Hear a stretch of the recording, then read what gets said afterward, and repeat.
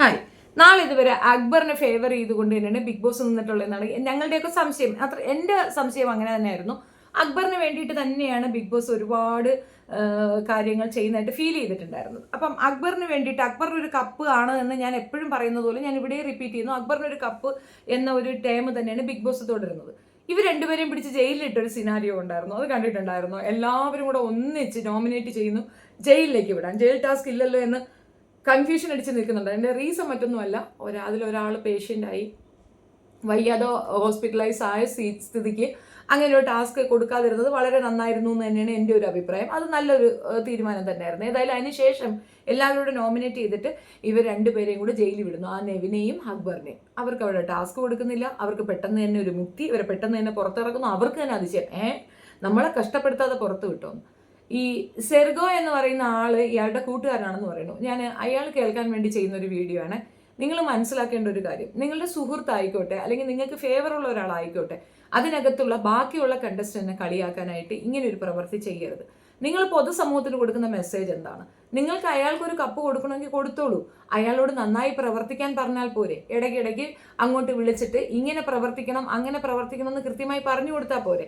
അയാളടുത്ത് ഇച്ചിരി അഭിനയിക്കാൻ പറഞ്ഞാൽ തീർന്നില്ലേ? ആളുകൾക്ക് മനസ്സിലാവത്തില്ലല്ലോ. അവിടെ എന്ത് നടക്കുന്നതിന് നെഗറ്റീവ് വരാതിരിക്കാൻ ശ്രദ്ധിക്കണം എന്ന് പറഞ്ഞു കൊടുക്കുന്നതിന് പകരം നിങ്ങൾ അയാളെ സേവ് ചെയ്യാൻ ശ്രമിക്കുന്ന ഈ കളി അയാളെ കുറച്ചുകൂടെ എക്സ്പോസ് ചെയ്യുകയേ ഉള്ളൂ. ഇപ്പം അതിനകത്തേക്ക് ഇട്ടു, ജയിലിലേക്ക് ഇട്ടു, കുറച്ച് ടഫായിട്ടുള്ള എന്തെങ്കിലും ഒരു പരിപാടി അയാൾക്ക് കൊടുത്തിട്ടുണ്ടെങ്കിൽ അയാൾക്ക് കുറച്ചുകൂടെ സിമ്പതി പുറത്ത് കിട്ടുകയല്ലേ ചെയ്യുള്ളൂ. പകരം അയാളെ പെട്ടെന്ന് അവിടുന്ന് ഇറക്കി വിടുമ്പോൾ ആളുകൾക്ക് എന്താ മനസ്സിലാവുക? നിങ്ങളുടെ ഫേവറാണ്, നിങ്ങളുടെ ഫേവറിറ്റ് കണ്ടസ്റ്റന്റ് ആണ് അയാൾ എന്നല്ലേ മനസ്സിലാവുക.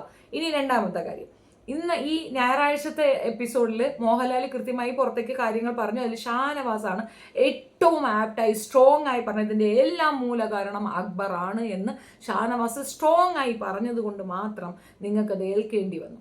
അത് മാത്രമല്ല, മോഹൻലാൽ എതിർത്ത് പറഞ്ഞില്ല. ഒരുപക്ഷെ നിങ്ങൾ ചെവിയിൽ പറഞ്ഞു കൊടുത്തൊന്നും മോഹൻലാൽ ഇഗ്നോർ ചെയ്തിട്ടുണ്ട്. കാരണം ഈ മോഹൻലാലാണല്ലോ തെറി എത്രയും കേൾക്കുന്നത്, അതുകൊണ്ടായിരിക്കാം. നാണമുണ്ടോ എന്ന് മാത്രമേ എനിക്ക് ചോദിക്കാനുള്ളൂ. ഇന്നത്തെ വിഷയം എടുക്കാം. നെവിനെ മാറ്റി നിർത്തിക്കൊണ്ട് മോഹൻലാൽ പണിഷ്മെന്റ് പറഞ്ഞു. ആ ഹോസ്റ്റിന് നിങ്ങൾ കൊടുക്കുന്ന റെസ്പെക്ട് എന്താണ്? നിങ്ങൾ ബാക്കിയുള്ളവരോട് പറയുന്നു അദ്ദേഹത്തെ റെസ്പെക്ട് ചെയ്യുക. നിങ്ങൾ എന്ത് റെസ്പെക്റ്റാണ് അദ്ദേഹത്തിന് കൊടുക്കുന്നത്?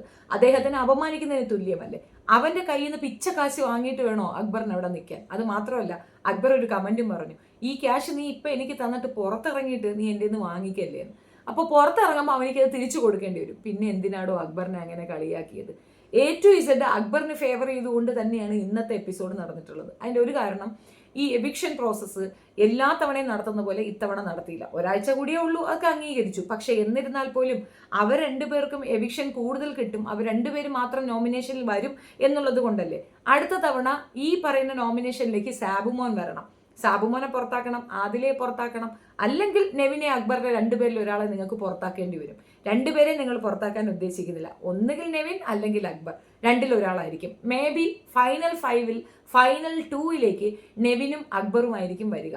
അപ്പോൾ നെവിനെ പുറന്തള്ളിക്കൊണ്ട് അക്ബറിനെ ജയിപ്പിക്കുക എന്ന ഒരൊറ്റ കളിയാണ് നിങ്ങൾ നടത്തുന്നത്. അതിന്റെ ഉദ്ദേശ ലക്ഷ്യം എന്താണെന്നറിയില്ല. നെവിനെ ഏറ്റവും നെഗറ്റീവാക്കി നിങ്ങൾ ഇപ്പോൾ അവിടെ ചിത്രീകരിച്ചു കഴിഞ്ഞു. അനുമോളെ ബേസ് ചെയ്തിട്ട് അനുമോൾക്കെതിരെയുള്ള ശത്രുതയിൽ നെവിൻ വീണ്ടും വീണ്ടും അനുമോൾക്കെതിരെ പറയുകയും പ്രവർത്തിക്കുകയും ചെയ്യുന്നത് കാണുന്ന നമുക്ക് നെവിൻ ഒരു കാരണവശാലും ജയിക്കരുതെന്നുണ്ടാവും. ലാസ്റ്റ് ഓപ്ഷനിൽ നെവിനോ അക്ബറോ എന്ന് വരുമ്പോൾ ഓട്ടോമാറ്റിക്കലി നമ്മൾ അക്ബറെ ചൂസ് ചെയ്യും. കാരണം നെവിൻ അത്രത്തോളം നെഗറ്റീവ് ആക്കി വെച്ചിട്ടുണ്ട്. നെവിൻ ഒരു വലിയ ശത്രുവായി പുറത്തുമുണ്ടാകും അനുമോൾക്കെതിരെ. കാരണം അങ്ങനെയാണ് അയാളെ പഠിപ്പിച്ചു വെച്ചിരിക്കുന്നത്. നെവിന് മനസ്സിലാവാത്തൊരു കാര്യം, നെവിൻ അവിടെ ഒരു നേർച്ചക്കോഴി മാത്രമാണ്. ഈ സമയത്ത് ഒരു ആപ്റ്റായ സമയത്ത് കഴുത്ത് വെട്ടി കൊല്ലാൻ വെച്ചിരിക്കുന്ന ഒരു നേർച്ചക്കോഴി മാത്രമാണ് നെവിൻ. അക്ബറിന് വേണ്ടിയിട്ട് മാത്രം ചുറ്റിത്തിരിയുന്ന ഒരു പ്രത്യേകതരം ഷോ. മണി ഇങ്ങനെ ഫ്ലോ ചെയ്യുന്ന സമയത്ത് അത് പറക്കരുത് എന്ന്, അല്ലെങ്കിൽ അതിനകത്ത് പാർട്ടിസിപ്പേറ്റ് ചെയ്യരുതെന്ന് കർശന നിർദ്ദേശം കൊടുത്തിരിക്കുന്ന മോഹൻലാലിന്റെ വാക്കുകളെ ധിക്കരിച്ചുകൊണ്ട് ബിഗ് ബോസ് ഈ കാണിച്ചത് ശരിയാണെന്ന് തോന്നുന്നുണ്ടോ ഈ നടപടി?